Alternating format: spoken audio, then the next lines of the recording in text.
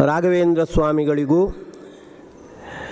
ಪ್ರಹ್ಲಾದರಾಜರಿಗೂ ಗುಣಗಳಲ್ಲಿ ಹೇಗೆ ಸಾಮ್ಯ ಇದೆ ಈ ಬಗ್ಗೆ ಕೆಲವು ವಿಚಾರಗಳನ್ನು ಪ್ರಸ್ತುತಪಡಿಸಲಿಕ್ಕೆ ಇಷ್ಟಪಡ್ತಾ ಇದ್ದೇನೆ.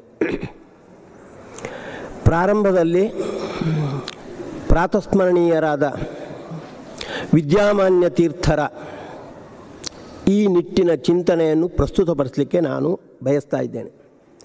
ಹೇಗೆ ಪರ್ಯಾಯ ಶ್ರೀಪಾದಂಗಳವರಾದ ವಿದ್ಯಾಧೀಶ ತೀರ್ಥರು ವಿಶೇಷವಾಗಿ ರಾಘವೇಂದ್ರ ಸ್ವಾಮಿಗಳ ಭಕ್ತರು. ನೀವು ಗಮನಿಸ್ಬೋದು, ಇಲ್ಲಿ ಸಿಂಹಾಸನದಲ್ಲಿ ಮಧ್ವಗುರುಗಳ ಮತ್ತು ವಾದಿರಾಜರ ಸ್ವಾಮಿಗಳ ಪ್ರತಿಕೃತಿಯನ್ನು ಮಾತ್ರ ಇಡುವಂಥದ್ದು ಕ್ರಮ.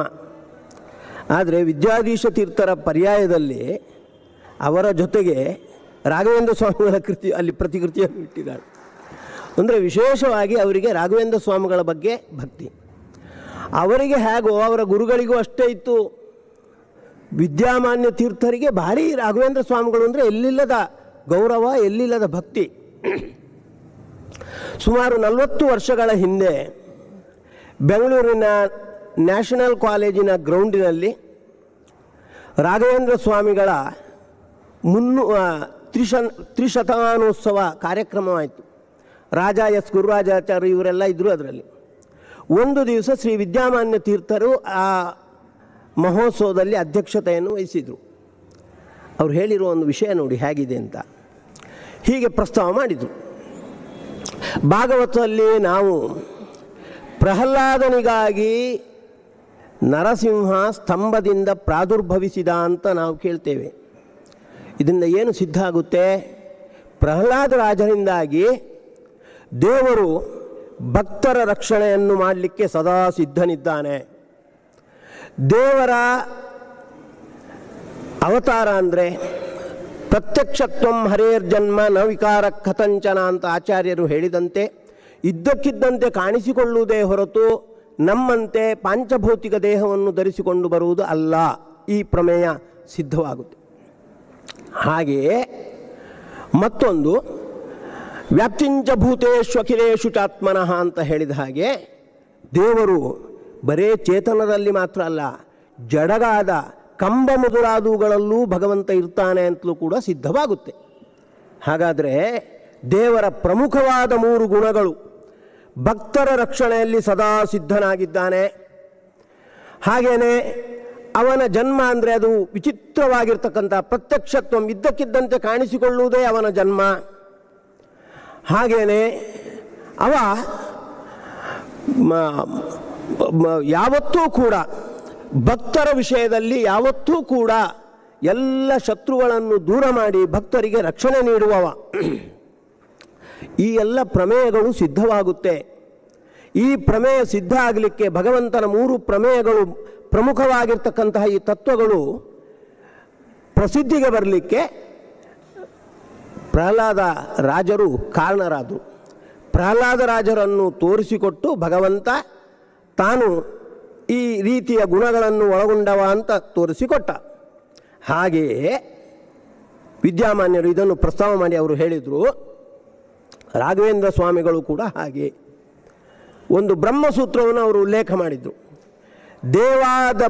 ದೇವಾದಿವದಪಿ ಲೋಕೆ ಅಂತ ಒಂದು ಬ್ರಹ್ಮಸೂತ್ರ 2ನೇ ಅಧ್ಯಾಯದಲ್ಲಿ ಬರುವಂಥದ್ದು. ಅದರ ಪ್ರಸ್ತಾವ ಏನು ಅಂದರೆ, ದೇವರು ಕಾಣಿಸುವುದಿಲ್ಲ, ಕಾಣಿಸದ ದೇವರನ್ನು ಹೇಗೆ ನಾವು ನಂಬುವುದು ಅಂತ ಈಗಿನ ಸಾಮಾನ್ಯ ಪ್ರಶ್ನೆ ಇದೆಯಲ್ಲ, ಅದನ್ನೇ ಪೂರ್ವಪಕ್ಷ ಮಾಡಿಕೊಂಡು ವೇದವ್ಯಾಸರು ಅದಕ್ಕೆ ನಿರ್ಣಯ ಹೇಳ್ತಾ ಇದ್ದಾರೆ. ಕಾಣಿಸದಿದ್ದರೂ ಕೂಡ ಒಪ್ಪಿಕೊಳ್ಬೇಕು. ದೇವತೆಗಳ ಶಕ್ತಿ ನೋಡಿ, ಭಗವಂತನನ್ನು ಬಿಟ್ಟು ಬಿಡಿ, ಸಾಮಾನ್ಯ ದೇವತೆಗಳ ಶಕ್ತಿ, ದೇವತೆಗಳು ಕಾಣಿಸುವುದಿಲ್ಲ, ಅವರ ಶಕ್ತಿ ಕಾಣಿಸುತ್ತೆ. ಆಚಾರ್ಯರು ಆ ಭಾಷ್ಯದಲ್ಲಿ ಹೇಳ್ತಾರೆ, ಪಿಶಾಚಾದಿಗಳು ಅವುಗಳು ಕಾಣಿಸುವುದಿಲ್ಲ, ಅವುಗಳ ಶಕ್ತಿ ಜಗತ್ತಲ್ಲಿ ಕಂಡಿದೆ.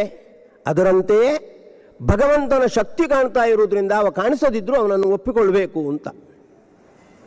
ಇನ್ನೊಂದು ಸ್ವಲ್ಪ ಮುಂದುವರೆದ್ರು ವಿದ್ಯಾಮಾನ್ಯ ತೀರ್ಥರು. ಅವರು ಹೇಳ್ತಾರೆ, ಇಷ್ಟೇ ಅಲ್ಲ, ಈಗ ದೇವತೆಗಳ ಶಕ್ತಿಯೂ ನಮಗೆ ಕಾಣಿಸ್ತಾ ಇಲ್ಲ, ಈ ಕಲಿಕಾಲದಲ್ಲಿ ಪಿಶಾಚಾದಿಗಳ ಶಕ್ತಿಯೂ ಅಷ್ಟು ಕಾಣಿಸ್ತಾ ಇಲ್ಲ.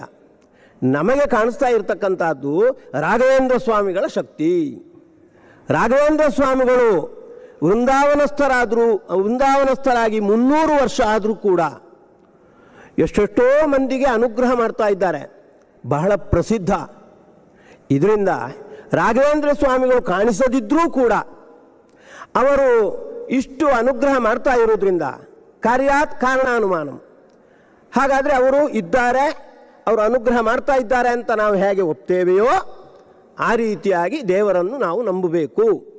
ಹಾಗಾಗಿ ದೇವಾದಿ ವದಪಿಲೋಕೆ ಅಂತ, ದೇವಾದಿ ಅಂತ ಆದಿ ಪದದಿಂದ ಪಿಶಾಚಾದಿಗಳನ್ನು ಇಟ್ಕೊಳ್ಬೇಕು ಅಂತ ಆಚಾರ್ಯರು ಹೇಳ್ತಾರೆ. ಅದಕ್ಕಿಂತಲೂ ಮುಖ್ಯವಾಗಿ ರಾಘವೇಂದ್ರ ಸ್ವಾಮಿಗಳನ್ನು ಇಟ್ಕೊಳ್ಬೇಕು. ರಾಘವೇಂದ್ರ ಸ್ವಾಮಿಗಳು ಈಗ ನಮಗೆ ಕಾಣಿಸದಿದ್ದರೂ ಅವರ ವರ ಮುಂತಾಗಿರ್ತಕ್ಕಂತಹ ಫಲ ನಮಗೆ ಕಾಣಿಸ್ತಾ ಇರೋದ್ರಿಂದ ಅವರನ್ನು ಒಪ್ಕೊಳ್ಬೇಕು. ಹೇಗೋ ಹಾಗೆ ದೇವರನ್ನು ಒಪ್ಕೊಳ್ಬೇಕು ಅಂತ.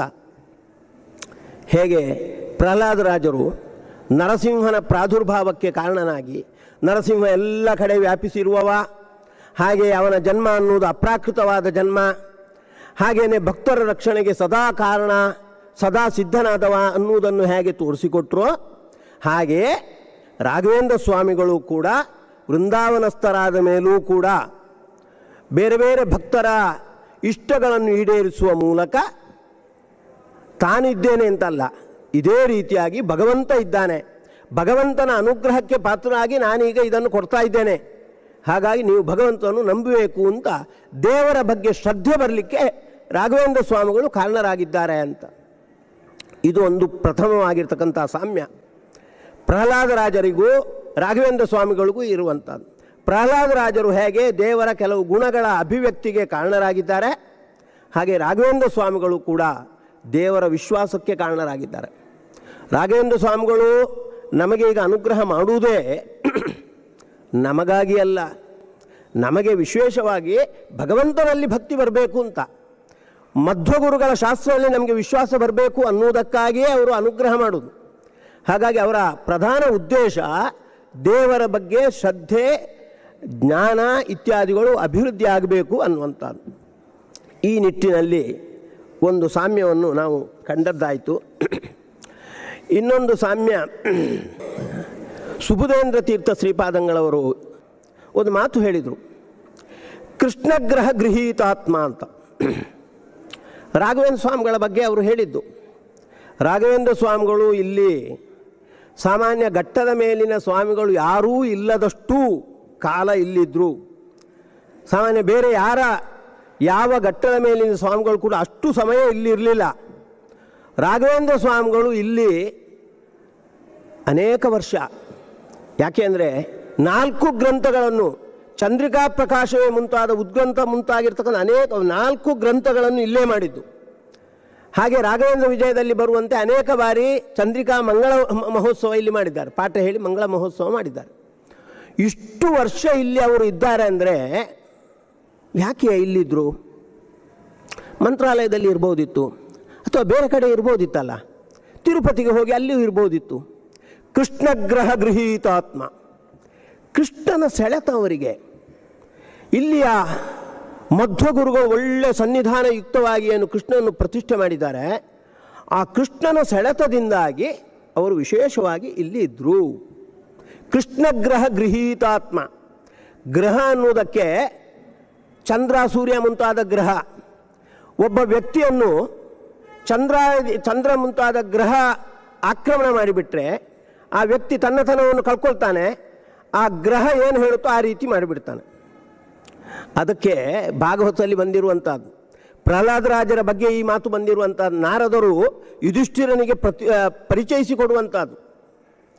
ಹೇಗೆ ಪ್ರಹ್ಲಾದ ಹೇಗಿದ್ದ ಅಂದರೆ, ಪ್ರಹ್ಲಾದರಾಜರು ಕೃಷ್ಣಗ್ರಹ ಗೃಹೀತಾತ್ಮ. ಚಿಕ್ಕ ಮಗುವಾಗಿದ್ದಾಗ ಆಟ ಆಡ್ತಾ ಇರುವಾಗ ಅವರು ವಾಸುದೇವೇ ಭಗವತಿ ಯಸ್ಯ ವೈ ನೈಸರ್ಗಿಕೀ ಮತಿ, ಮಗುವಾಗಿದ್ದಾಗಲೂ ಕೂಡ ಸ್ವಾಭಾವಿಕವಾದ ಅವರಿಗೆ ಭಕ್ತಿ. ನ್ಯಸ್ತ ಕ್ರೀಡನಕೋ ಬಾಲು ಜಡವತ್ ತನ್ಮನಾಹ. ಆಟ ಆಡ್ತಾ ಇರುವಾಗ ಆಟಿಕೆಗಳನ್ನು ಆ ಕಡೆ ಇಟ್ಟು ದೇವರಲ್ಲಿ ಧ್ಯಾನ ಮಾಡ್ತಾ ಇದ್ರಂತೆ ಅವರು.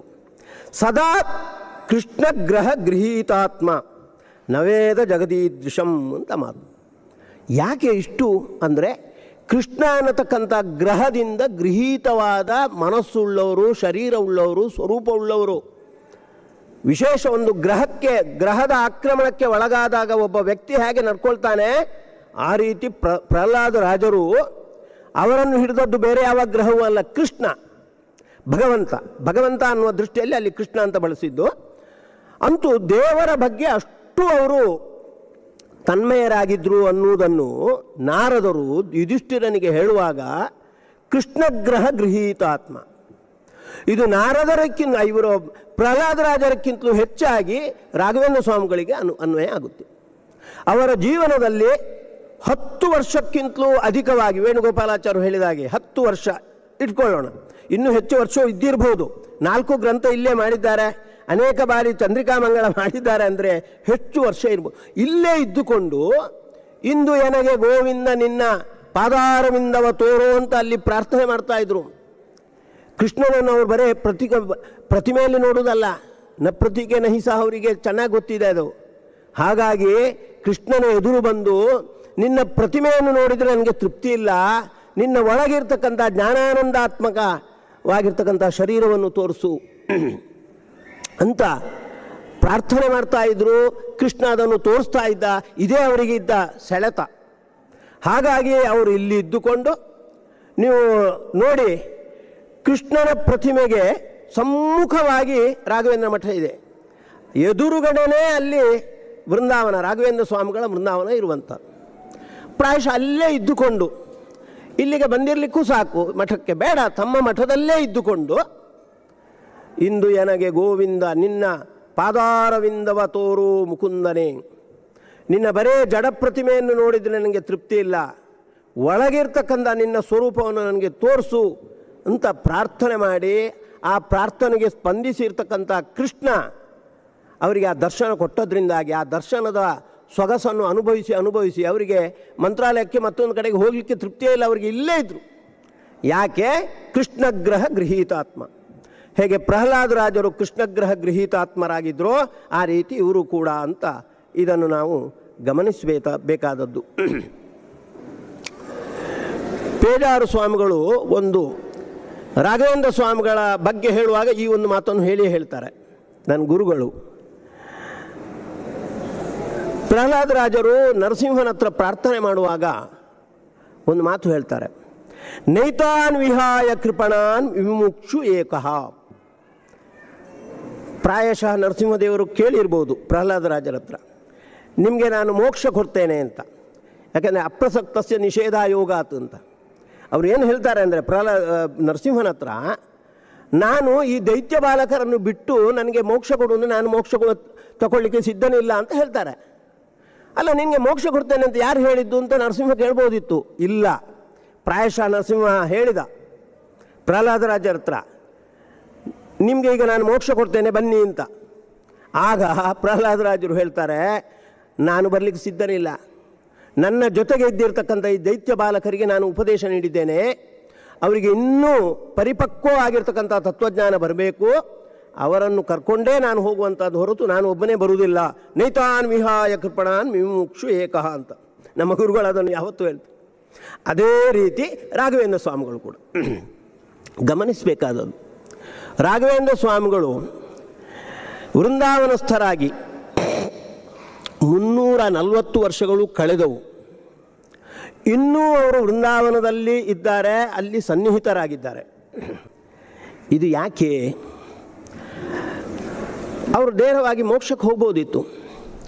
ಮೊನ್ನೆ ಇವರು ಹೇಳಿದರು, ಪರಿಮಳಾಚಾರ್ಯರು ಪ್ರಾರಂಭದಲ್ಲಿ ಪ್ರಸ್ತಾವದಲ್ಲಿ ಹೇಳಿದರು, ವೆಂಕಣ್ಣ ಅನ್ನತಕ್ಕಂತಹ ಚಿತ್ರದುರ್ಗದಲ್ಲಿ ಆ ವ್ಯಕ್ತಿಗೆ ಮೋಕ್ಷವನ್ನೇ ಕೊಟ್ಟರು, ತಮ್ಮ ಅಂತರ್ಯಾಮಿ ಆಗಿರ್ತಕ್ಕಂಥ ವಾಸುದೇವನ ಅನುಗ್ರಹದಿಂದ ಅವ ಮೋಕ್ಷ ಹೊಂದುವಂತೆ ಮಾಡಿದರು ಅಂತ. ಹಾಗಾದರೆ ಇನ್ನೊಬ್ಬರಿಗೆ ಮೋಕ್ಷ ಕೊಡುವ ಸಾಮರ್ಥ್ಯ ಉಳ್ಳುವ ರಾಘವೇಂದ್ರ ಸ್ವಾಮಿಗಳು ಯಾಕೆ 300 ವರ್ಷ ವೃಂದಾವನದಲ್ಲಿ 340 ವರ್ಷ ವೃಂದಾವನದಲ್ಲಿ ಇರಬೇಕು? ಅವ್ರು ನೇರವಾಗಿ ಮೋಕ್ಷ ಹೊಂದಬಹುದಲ್ಲ? ಇಲ್ಲ.